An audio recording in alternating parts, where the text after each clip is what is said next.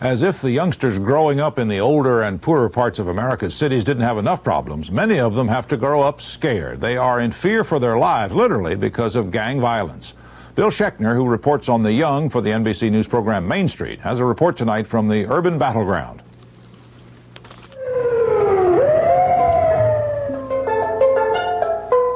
Chicago's West Town area. Tough, poor, dominated by gangs, and dangerous, especially for the innocent. Rafael Maldonado, who's been shot at and beaten. You don't even know when they're going to attack you until that happens. You don't know when it's going to happen, so you got to be on your guard at all the time. LaShawn Smith, who's seen a 6-year-old child die. I sent a little friend of mine that was visiting with her relatives around to the corner store. I gave her some money, sent her around to the corner store. While she was around the corner, the gangbangers started shooting back and forth across the street. She got caught in the middle and was killed. It is the kind of thing that happens here, where gangs stake out turf, make clothing and colors into a uniform.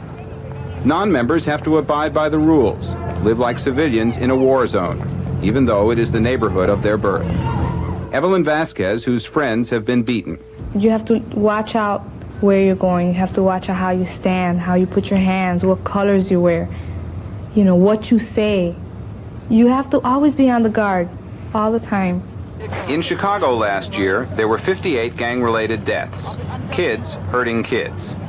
Chicago is not alone. Similar violence is a fact of inner-city life in many places. Chicago is just better organized. It has 110 youth gangs. Diana Aguirre, whose friends have been hurt. You know, I wake up and I say, help me, God, in this day, because I don't know what's going to happen to me. If something happens to me and I cannot handle it.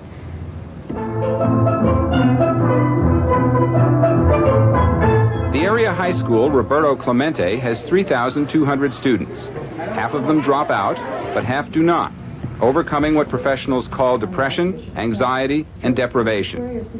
These forgotten heroes call it life, just the extra price they pay for living where they do. George Ortiz, who's been beaten. I feel like I've been cursed.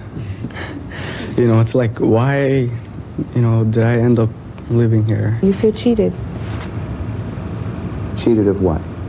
Cheated of all the happiness that people who live in nice, decent neighborhoods have.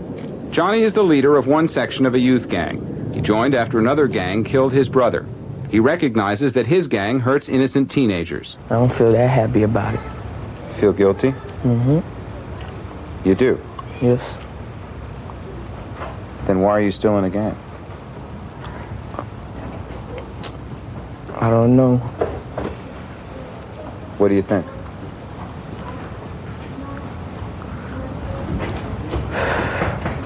Living in the ghetto, without being in a gang, I tell the truth, it ain't nothing.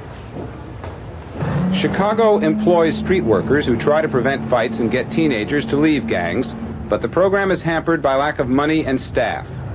Still, the teenagers caught in the crossfire haven't given up.